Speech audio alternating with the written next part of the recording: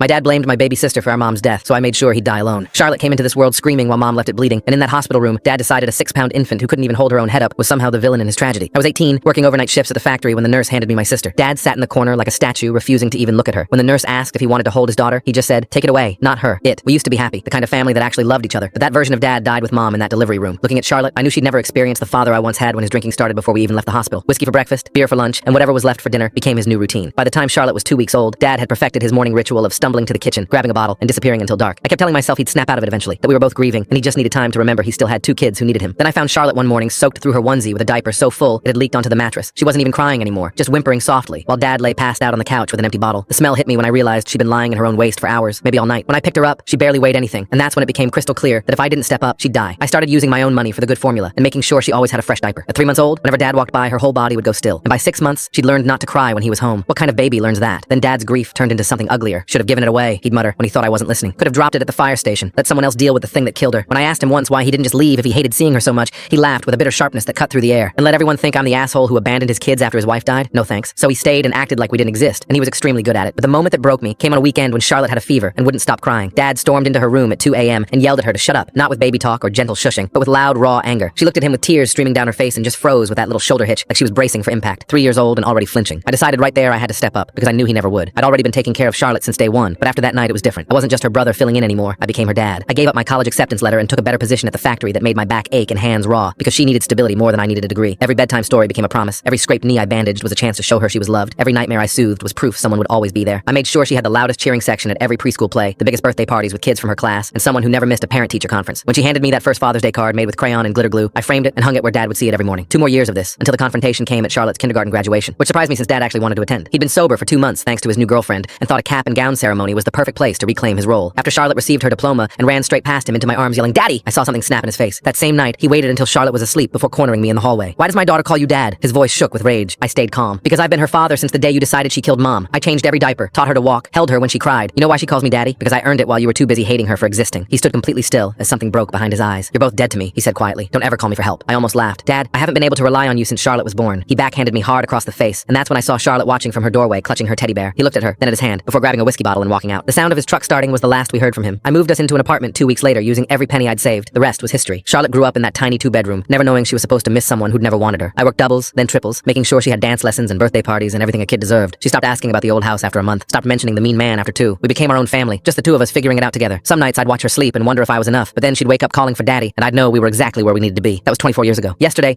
I walked her down the aisle and gave her away to an incredible young man who loves her the way she deserves. And Dad, he spent his last years alone and died the same way.